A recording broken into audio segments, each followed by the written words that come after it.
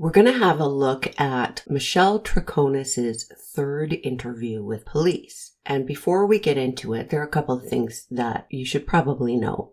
One is that I've never seen this before. So what you're getting today is just whatever comes to my mind. I may miss some things. Also, for those of you who haven't been following this on this channel, you should know that I purposely didn't look at news articles or anything else like that about this case. I purposely wanted to just look at what was presented at trial. So you may be aware of things based on news coverage or chatter that I haven't seen. And I'm going to be interrupting throughout the interview to make my comments. The majority of my viewers prefer it that way, and it's easier for me. One of the things that I will be keeping in mind as I watch is that this is her third interview, and there are a couple of things that will go to her state of mind and how she behaves. One of those things is that she is already in trouble. She, as I understand it, believes that she's in trouble because she was with Fotis while he dumped garbage on Albany Avenue. Now, she maintains that she had no idea what was in the bags, that this was a thing he'd done before. The prosecution thinks otherwise. So she knows she's in trouble. She thinks that's why. And another big thing is that because she's had 2 interviews, and in those 2 interviews, the police treated her like they didn't believe what she was saying. The police told her things that weren't true. And they did that with such force and to such an extent that Michelle was doubting her own memory and doubting her own perception. So that's also a part of where she's coming from. And I think that's really important. And prior to the first 2 interviews, Michelle didn't believe that Fotis could have done anything to Jennifer. It wasn't until toward the end of the second interview that she started to clue in that, oh my gosh, he probably did it. So those are things I will be keeping in mind as we go through. First interviews, you're not here under any kind of custody. To get anything you want, you're here with your attorney and your moment. I'm glad you came in. If you need breaks, you're welcome to take breaks. We may need breaks. Your attorney may need breaks. If you want that Coca-Cola I offered you, let me know. You can leave anytime you want. You can take a break anytime you want. I'm glad you came in. This is our third conversation, and that honestly is 2 more conversations than most people have. So it's our feeling that the way it looks now is you may be looking like you're more involved than you actually are. So we're trying to give you an opportunity to kind of explain what's going on and put things in perspective and context. All right? Okay, what do you mean that I'm involved more than? Okay. Well, obviously we're talking about the disappearance and possible murder of Jennifer. Okay. And one of the people that we're looking at as being involved in that is Fotis Dulos, your former living boyfriend. So there's a lot of indications that you should have some knowledge about what's going on. Okay. And there's been, during the first interview, there were some things that you said that we suspected might not be 100% accurate. And subsequent to that, there was a second interview. Subsequent to that, and before this interview, which is number 3, there's a lot of evidence that they were not truthful. So when you aren't truthful with us, it makes us wonder exactly where you are on the spectrum of involvement. So we think Fotis is closer to 100%. We're not sure where you fall, and we want you to clarify where on that line you fall. The way that you do that is you have to be honest with us. Do you understand that? We understand this is tough for you. We know this. We know English is not your first language. There are very few people in this room right now. I know the last time we talked, there were several people in the room. It's not going to be a lot of talking over everybody.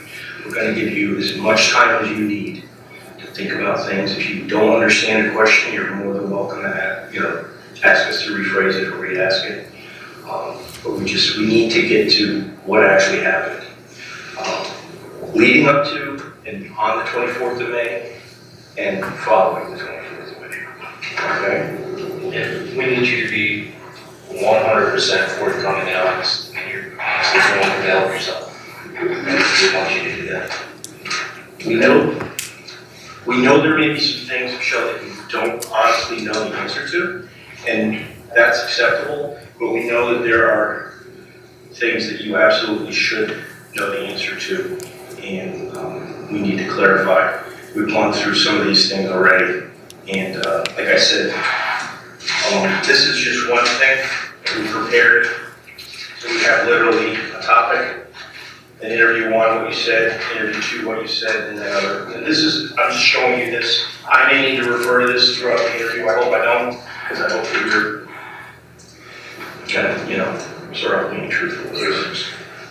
Okay. We're not here to community. We want the information that we know you have. Okay. And we're here to listen, so we really need you to tell us, starting from the beginning up until even now, everything.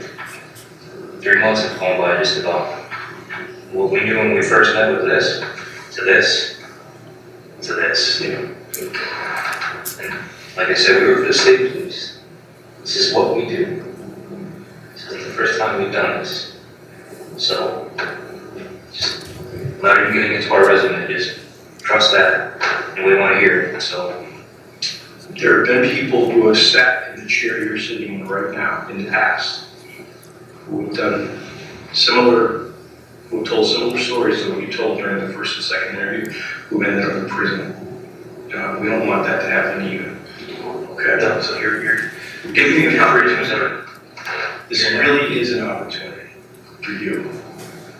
All right. Are you ready? Are you ready to admit that you want? Some people might see her nodding in response to when he says, well, we think you're not being truthful and we need to get some clarification. We have more evidence, all that sort of stuff. And she says, okay, she nods. And some people might read that as agreement. And I want to point out that nodding doesn't always mean agreement. It can mean, okay, I understand. And I think that's what we're seeing here. When he went into, there have been good people sitting in your chair, I thought, oh, okay, they're going to use this one, which is nobody wants to be seen as a monster, no matter how bad of a thing that they've done. That's where I thought he was going to go. And where he actually went surprised me. Good people who have sitting in that chair who have told stories like the one you told in your first and second interview who end up in jail. That's a heck of a message. That message is, don't tell us what you told us before, because you could end up in jail. I mean, she knows she's in trouble here. And this is not, it doesn't quite fall into a threat. It doesn't go that far, but boy, it's close. And it certainly would be perceived that way by the witness. Like, oh, I better not say what I said before. And we know she is already doubting her perception because of everything that they've said to her already in the previous two. And the other thing he said that jumped out at me is that you should know. Well, that is a heck of an assumption. You should know. What is that based on? Well, how this all became, how it started, how it happened, and what you know. We will sit here and we will be quiet. Why don't you start with Wednesday before that would be May 23, May 22, when Fotis went to the camp. Yes. Okay, let's just start with Wednesday. Okay. Usually on Wednesdays he would go and see his kids in the afternoon. Mm-hmm. And I would take those days, or those Wednesdays, to go out with my daughter Nicole. Mm-hmm. That Wednesday I went with Nicole, Kim Rose, and Lauren, who's the daughter. We went to West Hartford to have a sushi at a restaurant in West Hartford. Mm-hmm. and I think we met there around 7. The 4 of us. I know I texted, I usually thought this would go to Grace Farms to spend time with the kids, and he had supposedly a supervisor because he couldn't be alone. I texted him and I saw that the text didn't go through. Okay. So I don't remember what I said, like, are you with the kids, are you enjoying the I don't remember exactly, but I wrote something. Okay. And I saw that it didn't go through, like he didn't read the message. Not that he didn't read, like he didn't, I don't know how you say it, when you block someone, that you don't see Okay. the birds, whatever, I call them the birds. So I put him like a finger. I said, okay. An emoji. An emoji. Middle finger. Yes. Okay. And then I went out, and he never spoke. We had dinner, we finished dinner, we went to Icy Rolls. We were the last ones, because Nicole was the last one to order an ice cream. And that probably, if they closed at 9, maybe we were there just before 9, 2 minutes before 9. And Nicole had her ice cream, and then we went back to the car, they went to their home, and I went with Nicole to Fort Jefferson. And I arrived, and I think Fotis was already there. And well, obviously I put Nicole to bed, like what I always do. I asked how it was, he said it was good, like always, with the kids, and they were lovely, they said hi. And that was it. And then Thursday, well, I wake up at the same time. No, sorry, Thursdays a little bit later because Nicole starts school on Thursday at 9 instead of at 8. Did you have any discussion with Fotis about the fact that he didn't pick up the text? Or that he thought that he I did, but it wasn't right away. It was at some point we did. But it wasn't that night, or it wasn't that morning.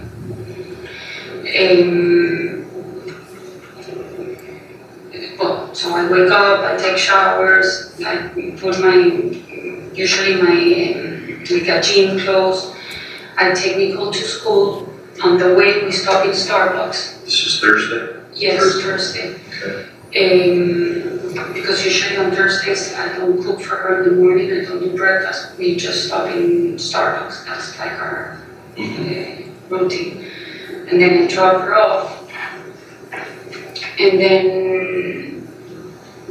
I went to the house. I don't know if I went jogging, but I don't remember that. But usually I go back to the house.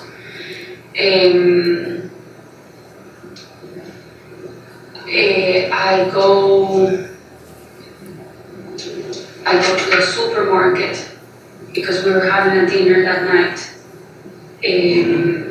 Also, Nicole, on Wednesday, she told me that she needed oranges for a juice on Friday to take to the classroom. So I believe I bought the oranges that day. I went to my friend's store, to Peto's, to grab some rugs, because Stefan and Beth, they wanted to see my rugs to see if they wanted to buy rugs.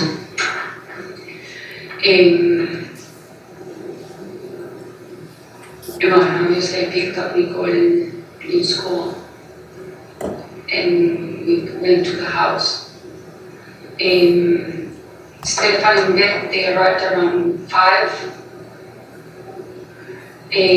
I showed them the rugs that they were in the office, on Fotis' office. Apparently they liked them, I gave them an explanation. I I usually have a presentation like in my computer with price lists, and I had it there just in case they asked, but I was just showing them. So you sell on Instagram? The rugs you sell on Instagram? That's You still sell them on Instagram? well, I don't sell them on Instagram, but I have them posted. Okay, you post them, okay. I have it's called Patagonia style. Right. But I mean, it's just to show pictures of the rugs, this is a business I just started this year. The owner of this company of the rugs is a friend of mine that prior when I used to live in Argentina, I used to buy him the sheepskins rugs for the ski resort. So I called him in December, and I don't know if this is interesting. Let's stay on track. Okay. So anyway, so then I took them in the house. So we walked out of the office to the TV room, and I showed them a green one that I had there.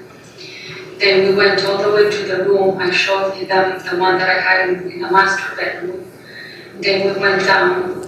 I showed them the one that I had in the family room, country rocks, and they liked it and this, and then, you know, the typical, oh, I would like to have the beige, but in this size, I don't know, they were kind of figuring out which one they wanted for them, but they were going to tell me not that moment, later. And then we went to the kitchen and we started getting the food ready. I already had the meat out. Renata was there cleaning the house all day.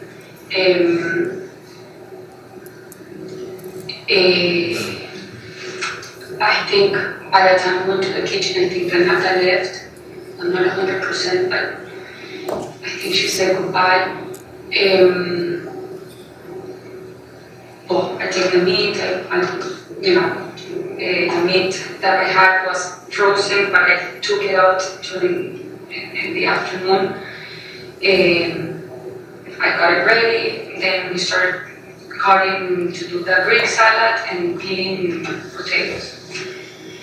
And we were in the kitchen. Stefan, Beth, me. At some point, Fotis was present. And in a moment, Fotis, we didn't have enough of meat. So he went supposedly to the supermarket to buy meat. What market did he go to? Do you know what market he went to? No. But, I mean, probably Stop and Shop, or we buy a lot from, what's his name? That's right. Meat, or meat. Okay. Something like that. So you thought you had enough meat, but it turned out you didn't, so sometime Fotis left. To buy meat. Right. What time was that? What time? You know, about? If they arrived at 5. It was just after 5, right?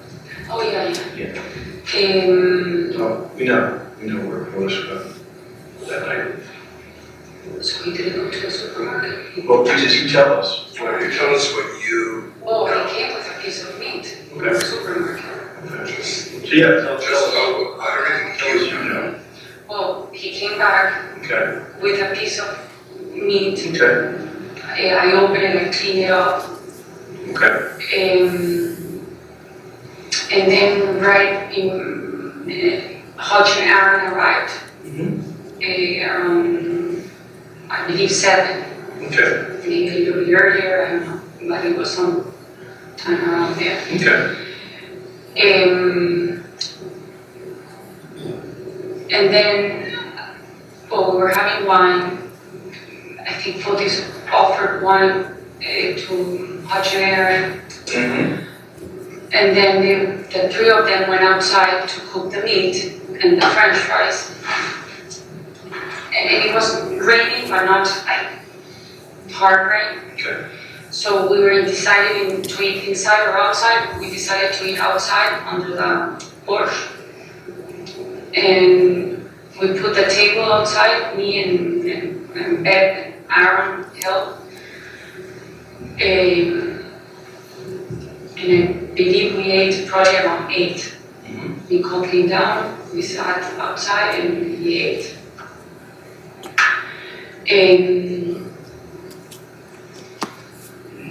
We were hanging on the table, talking, blah, blah, blah.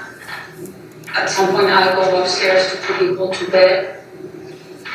I spoke with my sister, like a long conversation for, I don't remember, it was 15, 20 minutes, whatever. Okay. I put Nicole to bed, I go down, and Aaron and Hush were gone. They left. And Stefan and Beth were there, and both. And we were hanging in the kitchen. They were washing the things from the dinner. And then at some point they leave. Okay. I don't know, he was 10.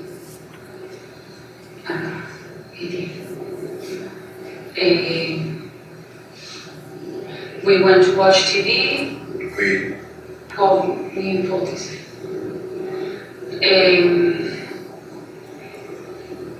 And then at some point, obviously, we were falling asleep. We go upstairs and we go to sleep in the bed. And then Nicole calls me at 12:59. And How did she call you? On the phone? yes, Like on the... You call your phone or did she use an app? no, she calls me with her phone. Does she have WhatsApp? Yes, I don't think that was a WhatsApp. Okay.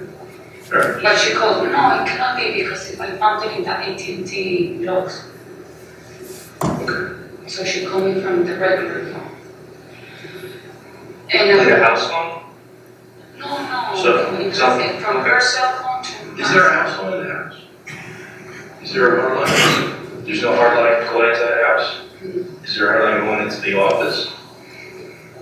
I never saw a phone. Now if they have So you that, just use cell we phones? use the cell phone all the time. Okay, it's a big house, right? Yeah, it's all college. It's a 15,000 Big square house, feet. yeah, okay. I mean, from one side, we need to call each other from the phone even though we're inside the house. Okay. That's something that we do on a regular basis. Alright, it's 12:59, Nicole calls. Alright, so you guys are watching TV, folks. Before going to bed, yes. Okay, so continue from there. Then I guess we were falling asleep in the couch and we go up to the bedroom. And no, I was obviously sleeping. Nicole calls me at 12:59 that it was raining hard, and it was. And I go to sleep with her.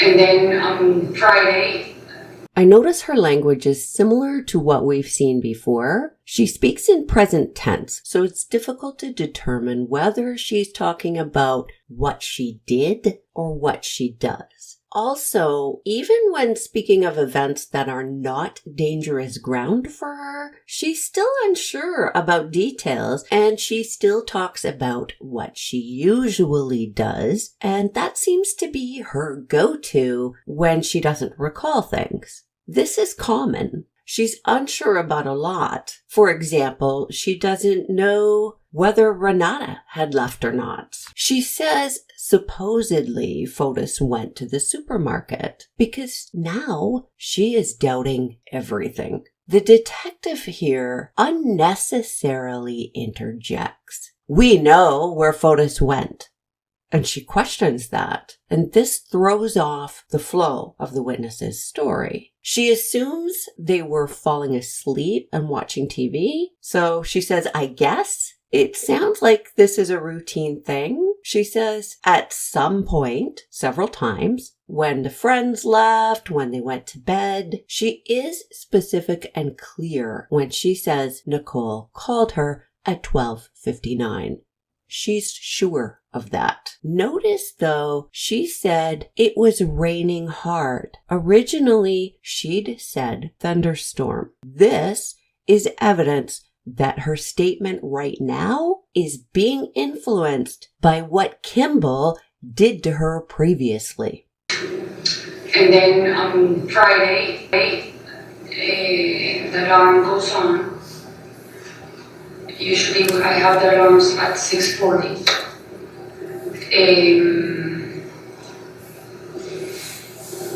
I go to my bedroom.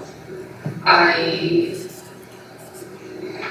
take shower to get changed. I want to just ask you, you said normally the alarm is 6:40. Was it 6:40 that morning?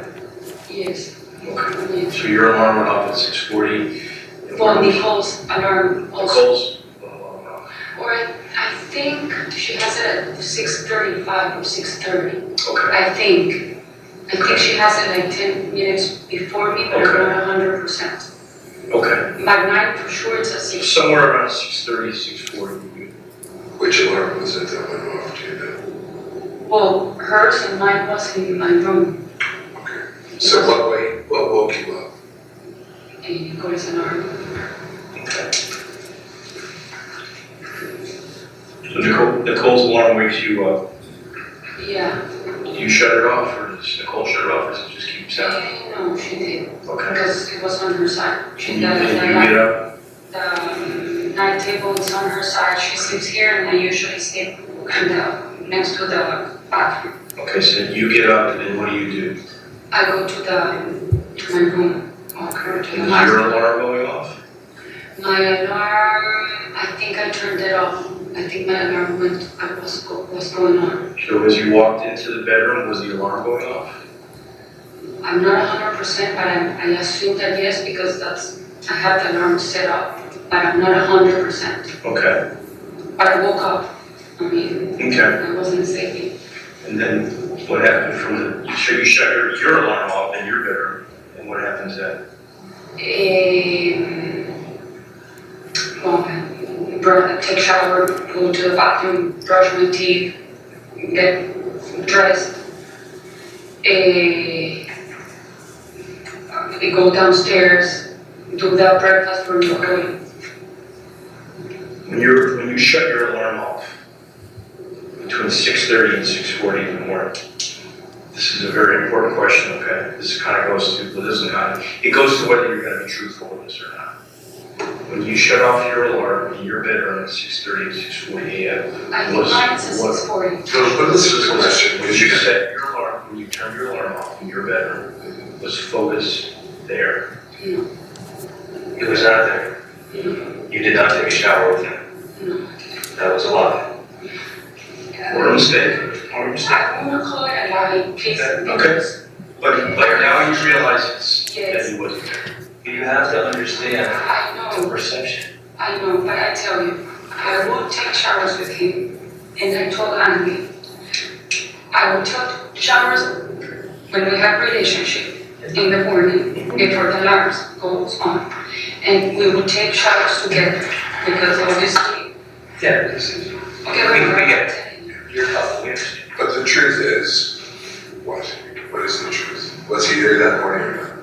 Well, I didn't see him in the bedroom or in the shower or in the room. I didn't. Did you see him in the house at all? I did not see him in the morning in the house. Okay, so When was the first time? She's still on the usually and guessing what she must have done. And the police are pressing her for an answer when it's clear that she's not clear. It's the lawyer who gets the answer when he asks the right question. He asks, what woke you up? That's enough to jog her brain from where she is usually to going to a specific memory. It was Nicole's alarm that woke her up. And this makes a lot more sense. When they ask her if Fotis was there, she says no. And immediately they go to, you lied. Why? This does nothing good. She answers with, I wouldn't say lie, and she begins to try to explain. But once again, they don't let her speak. I think I know what she wants to say. I'm pretty sure I know what she wants to say. But we don't get to hear it because they don't let her talk. They've made up their minds. And once again, they won't let her speak. They push along, and she never got the chance to give her explanation. This is another indication of tunnel vision and confirmation bias. Not conclusive by itself, but it's there, and there's a lot of this. Question: should the police be held to the same standard as the person they are interviewing? A higher standard? A lower standard? Soft focus with your eyes. When he called me, when he said, let's have lunch, Okay. that was a good time. So that was at 4 Jefferson Crossing. You were upstairs and you hear him call out. Yeah, but I was in Nicole's room. And he was in the down of the, you've been in the house, in the stairs. He was down and he says, Oni, let's have lunch. And I came out of At the 12 o'clock. more or less. Well, what's the window? What, are you sure of the time? Was there a window What that is the window? the window, the time period? 12 to 1:30. So it's sometime between noon and 1:30. And that's usually the time that we would have lunch together Okay. in our daily basis. So between 12 and 1:30, Fotis, is that 4 Jefferson calling up to you to have lunch? Yes, Right. more or less. So you can't say 100%, you just think it's between that one and a half. Exactly.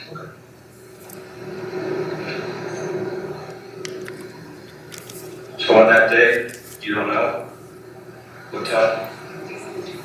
No, I'm not looking at the watch to see Okay. exactly what time Well, I eat. I mean- Normally, I eat between those times. Mm-hmm. But Good. why? Oh, yeah. Did you,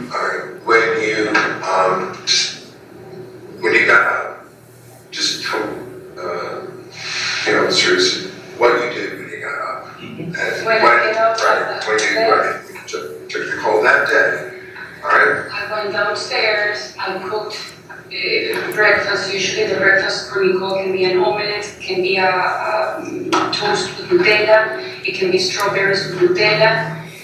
I made the orange juice. Okay, just tell them what you did and where you got. No, that's what I'm saying. Okay. I did the juice and I went to the school and I dropped her off in the school. And then, And then I came back to the house. At some point I went up to the office. Kent was there why did you go to the office? because I had my computer and I'm not sure I had printed out some Lord and Taylor return because I had to return some dresses for Nicole. And so I went inside to grab my stuff. That's fine. Kent's there. Yes. It's here. Tell them what happened. Ken was in the far end, and there's a table. The glass table. Yes. It's a big room. Yes. Yes. So if you go in from the inside of the house, it's a door, you have a square Yep. glass table, a round glass table that usually that's where Babel sits, a long one here, glass table as well, that's where Andy sits, Yeah. Cody sits here, and then you walk like a little hallway, and there's another glass table, and there's an office, not an office, What does Kent do? he was here, He's in the middle of the room at the glass table? in the glass table. Yeah, but just kind of in the middle of the room, right? Well, It's a big room. yeah, it's to the wall, to the windows. What does Kent do? I don't know what Kent is doing, but he was there. Do you see Kent? Yes, Does Kent see you? yes. Do you and Kent talk? Hi, good morning. Do you When say I that saw to Kent? Does yes. Kent respond to you? Yes, And what does he say? hello, good morning. Okay, so you two spoke. Yes, Okay. and then I grabbed my computer. Fotis phone was there. What was his cell phone? Yes, Was where? in the desk. In the bedroom or the office? Inside the office. The questions here are at least as important as the answers. Just like how her answer was different when talking about the alarm versus what woke you up, the specific questions being answered matters a lot. Here she is asked, when was the first time you saw Fotis? This is a very different question from what she was asked the last time, which was Fotis home? Ask a different question and you'll get a different answer. The first time she saw Fotis was when he called her down for lunch. The answer to was Fotis home was that she thought he was, because she thought she saw the Suburban and she saw Kent and she knew Fotis had an appointment with Kent. Both answers can be true. They're not contradictory. As she's describing her morning, it's consistent with what she said before, including making the juice. Based on what I've seen of her, I think she includes the juice because it's something she actually remembers as opposed to rattling off her routine. And I think she remembers the juice because it's not routine. She said she went to the office and Kent was there. Right away, in my mind, I'm asking, okay, was there? How do you know he was there? Did you see him? What? And finally, somebody asks a specific. Clabby asks, did you see Kent? And the answer is yes. And then they can go from there and get more information. She was asked about Fotis's cell. Again, different question, different answer. She's saying now that she saw Fotis's phone. She says in the desk, and when I was hearing this, I wasn't sure if she meant in the desk or on the desk. Previously, she'd been asked about Fotis's cell, and the question wasn't if she saw the phone. The question was, did Fotis ever leave his phone at home? And she said sometimes, but usually he has it with him. So not only does a general question produce a general answer, it also puts the person who's answering the question in a very specific part of the brain. And when a person is there in their head, you're likely to get answers that come from there and not from a specific memory. Let's stick with you, because remember, I wasn't there. Okay, so the cell phone that Fotis uses was there. Was there. In the office. In the office. Where Kent was. Yes. Yes? Yes. Okay. In that desk that is kind of like in that mid-dark glass desk, in that square one. Do you remember exactly where on the desk it was? Was it plugged in or was it just there? It was plugged, but it was there. Okay. Like I believe the computer and the cell phone there. When Fotis goes to bed at night, what does he normally do with his phone? Like me, I leave my phone next to my bed, plugged in the charge overnight. What practice does Fotis use with his phone? He plugs it in different places, like near the window. But in the bedroom? In the bedroom, sometimes down in the kitchen, and there's two plugs in the table, in the kitchen island, whatever. This is his main cell phone, the 8625 number? The regular phone number? His main phone number, the one for Fort Roof, the one that ends that's the only 8625? one I know that he had. You guys are the ones who tell me that he had a different number. Okay, so I just want to make sure we're talking about, what phone is on. So you're saying that when Fotis goes to bed at night, sometimes his phone is in the kitchen, sometimes it's just... He leaves his phone on there all over the house. It's all over. And I think if you talk to his employees, they will tell you he always loses his phone, his wallet, and... Okay, but the day of the 24th, when you see Ken, Yes, loses his phone, yes, is on the glass table Yes. in the office yes, where Ken is located. yes, When you woke up in the morning yes, and went into your bedroom to turn off your alarm, yes. do you remember if you saw Fotis' phone in that bedroom? No, I saw it in the office. You saw it in the office.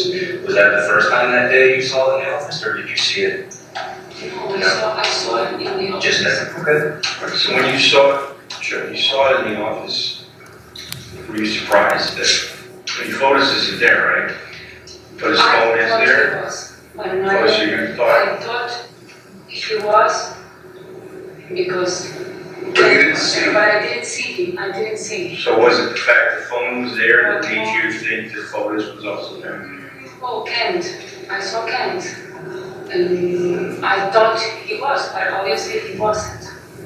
Okay. And I think, but again, I don't know why I'm 100% sure, but I can be mistaken that when I took Nicole to school, the Suburban was there. The black Suburban. Okay. That was parked Okay. next to the Cherokee. Okay. Was the Suburban there when you came back from dropping Nicole off? I'm pretty sure yes, but I don't want to say yes and then it wasn't. Alright, so what you're saying, it sounds like, is that if Fotis wasn't there, he wasn't driving the Suburban, right? If he wasn't, If Fotis was not in the house, and the Suburban was at the house, then Fotis was not in the Suburban, right? now yes, I think if I think Okay. like that, yes, of course he wasn't. What do you say now? What do you mean now? If I'm not trying to back get you to then- say something, I'm asking you. No, I know, because back then, Mhm. I always thought he was in the house, but thinking, I never saw him, Mhm. I never heard his voice, so obviously he wasn't, or probably he wasn't in the house. Okay, let's just go back to the office now, okay? You can see his phone. Mhm. Did the phone ring? The phone rang, and it was a call from it said Andreas.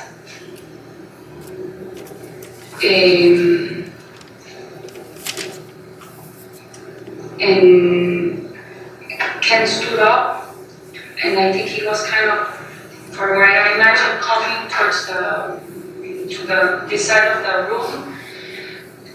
Like, if you're gonna pick up the phone or something like that, I picked up, I know what He said that to you? He said, are you, like, there's a phone ringing, or you're gonna pick something with the phone, or the call, not the phone, the call. And I picked up the phone. I know Andreas, but I wasn't sure that it was Andreas. Wow. First, Clabby did well with his question to clarify if the phone was in or on the desk. It's important to note that Fotis leaves his phone all over the place. They ask her specifically if she saw the phone in the bedroom that morning, and she says, no, I saw it in the office. This is important. And my question is, who was in the office early in the morning? There was movement of that phone that morning. What time did Kent Mawhinney get into the office? Who else was in the office? And who could have moved or unlocked the phone? There could be an innocent explanation for somebody moving the phone or changing its orientation, but somebody unlocking the phone is a different thing. And again, the explanation for why she thought Fotis was there comes out. We already know this, but here it is again. And that is that Michelle saw Kent and she thought she saw the Suburban, so naturally she would believe that Fotis was there. It wasn't until she looked back on it all and thought about it that she realized, hey, I never actually saw him. So maybe he really wasn't there. But Kent was there. Why was Kent standing up in response to Fotis's phone ringing? Could it be that he was the one who was supposed to answer that phone? It looks to me like Fotis said to his friend Andreas, hey, call me at the normal time. And then set it up so that Kent would be there and answer the call and make it look like Fotis was there. The friend may not have been in on this at all. Kent and Fotis have teamed up previously to break the law, so this is in keeping with their relationship and their past behavior. But Michelle walks in and Kent gets her to answer the phone so he doesn't have to. And if Fotis wasn't in the house but the Suburban was there, how did he get to Mountain Spring to get the Tacoma? A bicycle maybe? That would explain why he had Pavel put the Tacoma at Mountain Spring. If Fotis wanted to load the bicycle into the Tacoma, it would be too risky to do it at Fort Jefferson where there were too many people who could possibly see him. But at Mountain Spring, you can't see the Tacoma from the road. He could load up that bike and not be spotted. The phone, I know Andreas, but I wasn't sure that it was Andreas. And I hear like noise, but I did hear Ella. Ella is hello in English, in Greek. And I said hola, and that was about it. Like, the communication didn't go through. Okay. Did the phone just disconnect? But it was like fast. It wasn't like 3 minutes, like hello, hello, hello. No, it was like short. Okay. And I'm pretty sure it was Andrea's voice. Okay. Did you think that the call failed, or do you think that he hung up? No, I think the call failed. I mean, like the connection was bad. There was no further phone calls? No, then I left. Then I went downstairs. You and Ken didn't have any conversation after that? No, No? no, I left because I had to go. Well, I wanted to go to the supermarket. I had to do things throughout the day. I went downstairs. I cooked. I believe I ate an omelet, 100%. I sent some emails.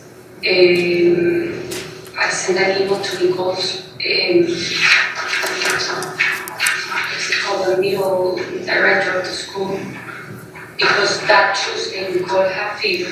She had an activity in school. She got sunburned. And again, I spent that night with her. And I texted her, do you have sunscreen, please, to put on Nicole? And then Aaron texted that she left the purse in the house. And I took a picture and I said, is it this one? I did. Yes, no, I'm nodding yes. When you left the office and you went downstairs and you ate the omelet, where was Otis's phone? No, I left it in the office. You left it in the office? Yes. You picked it up. You said, you heard a hola, hola, Ella, and you said, hola, the call failed, you put it back down, Yes. and you left. And I left. So I was kind of back and forth with Aaron, like I can go and take it, the purse wherever you want, I'm going that direction, I'm going to the supermarket, I mean, I don't remember, but it was like 3, 4 back and forth. So I ended up grabbing the purse, and I drove to Kent, not to Kent, to Hutch, to the warehouse. I was talking to my sister on FaceTime for a long time, like for 16 minutes. I made a lot of phone calls in that morning. I don't remember right now, but you guys have my phone. We do, yeah. I think I called my mom, my dad, Paola, which I called her La Bruja, a friend. Anyway. I drive to the warehouse. I go inside the office, I see a secretary, a woman, I don't know if it's a secretary, but a blonde woman. I asked for Hutch, and Hutch was sitting to the right, and he stands up, and I give him the purse. And he said, oh, thank you, we had a nice time, sorry we couldn't say goodbye. And I said, no, I was putting Nico to sleep, but we had a nice time, or whatever, conversation, and I left. And from there, I believe I went to the supermarket.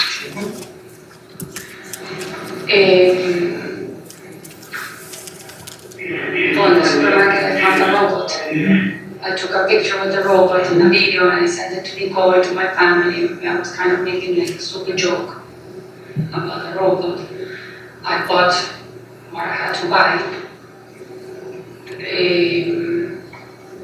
and I left and I went back to the house. Okay. What time do you think you got back to the house? Do you have any idea what time you got back to the house? 10:30 sound right? It could be. I'm not 100%, but it could be. Okay. I know I called Pedro at some Yeah. point because I was gonna meet with her. Right. She was leaving to London that day. Right. She was supposed to give me a check of some rocks that she bought, and I wanted to say goodbye. So I went, we arranged, and she said something like, we'll be here at 11 because I can only be for I'm gonna be for only a short period of time. Right. So I probably got there at 11. 09. Oh, I Get did. there at 11:09. Okay. I probably stayed there like 15 minutes or 20 at the most. I sent an email to me with the descriptions of the items, of the rugs that she wanted. Yep. She told me I'm gonna pay you in cash. I said no, I'd rather, because she left her checkbook. Yep. So she said I can go to the ATM. I'm saying, no, don't worry, pay me later. I'd rather have a check. Berenice was there. Berenice is her partner, so obviously saw. Michelle's description of picking up the phone, finding it was a bad connection, and then hanging up is consistent with the phone records that show the call was only 17 seconds. If this was supposed to be Michelle helping Fotis with an alibi, why would she admit to answering this call? Especially considering that it's not like Andreas could tell anybody that she answered the phone because there was a bad connection. And if Michelle and Andreas were co-conspirators, why would they just leave it at a 17-second call and not try again so they could have, say, a 10-minute conversation and then say, oh, it was Fotis? And if Michelle is trying to assist Fotis in this manner, why leave the phone in the office and not in the bedroom? And why not have her respond to multiple texts pretending to be Fotis? It's not like anyone would know. I'm sorry. This theory doesn't hang together. This Kent guy is another story. It's noteworthy that she left the phone in the office and went about her day. Her story here is corroborated by multiple outside sources. So if that phone was moved or unlocked during the time that she was out, it obviously wasn't her who was messing with the phone. I also note she wasn't sure what time she got back to the house, and one of the officers tried to feed her a time. I don't know if this is going to be important, but the reason I'm pointing it out is that they seem invested in putting her back home at a specific time.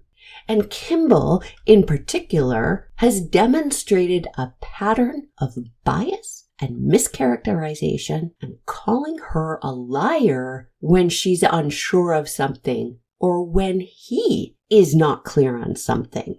Would he be okay with strangers characterizing and judging him by the same standard that he judges her? With the descriptions of the items, of the rugs that she wanted, Yep. she told me I'm gonna pay you in cash. I said no, I'd rather, because she left her checkbook. Yep. So she said I can go to the ATM. I'm saying no, don't worry, pay me later. I'd rather have a check. Berenice was there. Berenice is her partner, so obviously saw. Where was it, Berenice or Claudia? No, yes, it was Berenice. And when I left, and I was stopped in the pond to see if Queen was there. Because Hodge said, Hodge the night before said, Queen is already here. If you need someone to pull you, you can contact him. He's going to be every morning in the pond. Right. So I went to the pond. There was no one there. The water was windy. There was a lot of wind current in the water, so obviously it wasn't a good day for water skiing, and I left. Okay. And I went back to the house. Okay. And I stayed in the house. Yeah, you did.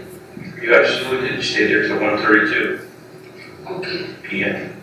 okay. Okay. Then Fotis comes, we eat. How long after you arrived back at the house, Michelle, did Fotis arrive? Do you have any idea? If I arrive to the house, let's say at 11, You arrived back at the house at 11:50, 10 of noon. okay, so probably right after. Okay.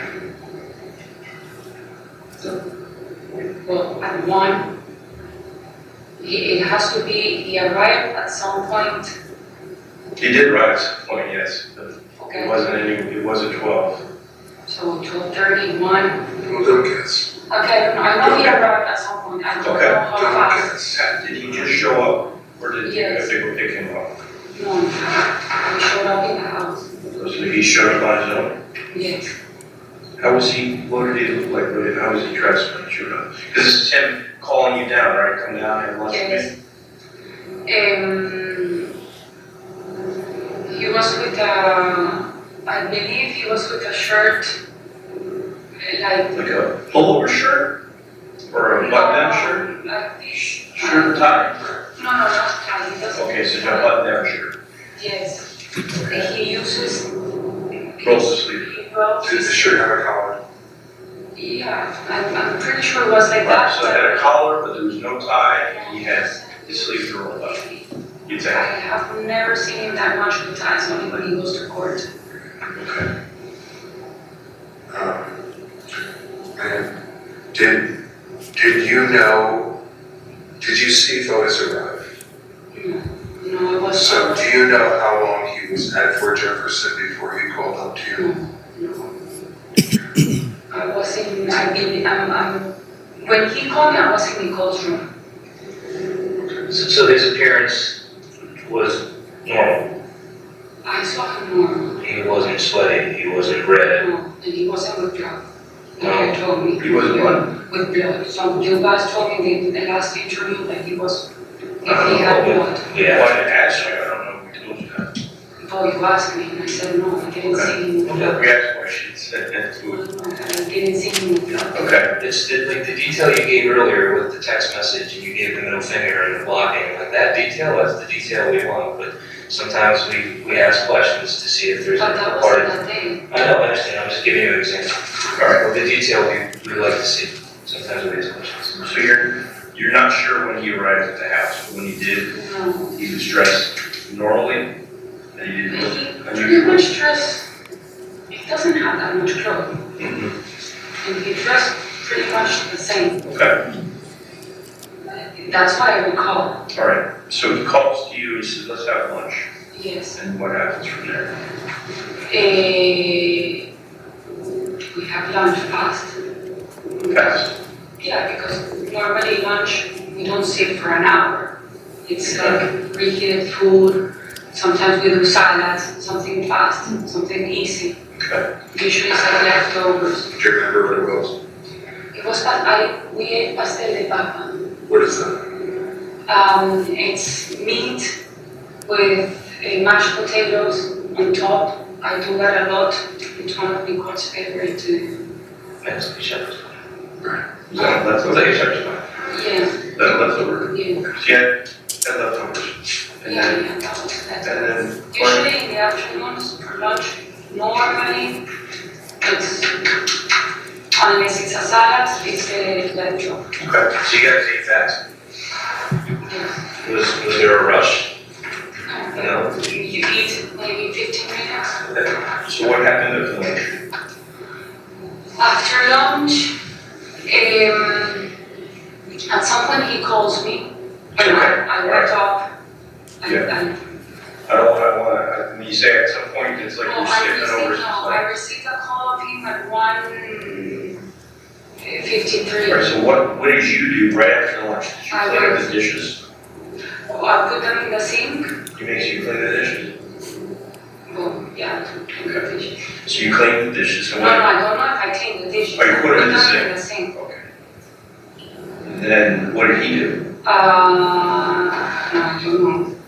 I don't know. But I did because I have the logs. He called me at some point at 1:50 something. I don't remember. It's okay. But you guys have my Please, Chuck, yeah. Go ahead. Go on. He said to go that, I don't know if it was that call, because he called me again after. He said at some point in one of the calls, he said, I need you to bring cleaning stuff to a mountain because Rania is coming tomorrow with some clients and I want the house to look decent. I want to kind of stop you, just want to make sure you understand. Perhaps we could pause it right now. This is where start. She said Fotis showed up in the house. And again, it's not the lead detective who clarifies. He's in his own head. It's the lawyer who asks the right question. Did you see Fotis come in? And the answer is no. And the lawyer says, so you don't know how long he was in the house before you saw him. And that's right. And those were the right questions. Kimball has been shaking his head no. Michelle had given the wrong answer. He needs one of those game show buzzers on the table. Anyway, instead of actually seeking the truth like he claims that he wants, instead of digging, looking for clarification, or even letting her dig herself into a hole, he did that. If the lawyer had not asked that clarifying question, I'm pretty sure Kimball would be saying that Michelle lied about that too. Michelle doesn't know what Fotis did after lunch. She describes how he called her and asked her to take cleaning supplies to Mountain Spring. This is consistent with previous statements. She said he asked this in one of the calls, plural. So she's disclosing here that there was more than one call. The phone records bear that out. The court broke for lunch at this point, and I'm going to end this video at this point because I'm really tired and I still have hours of editing in front of me. I'm going to have to do this interview in pieces. Thank you for your patience. Trust your gut. I'll see you in the comments.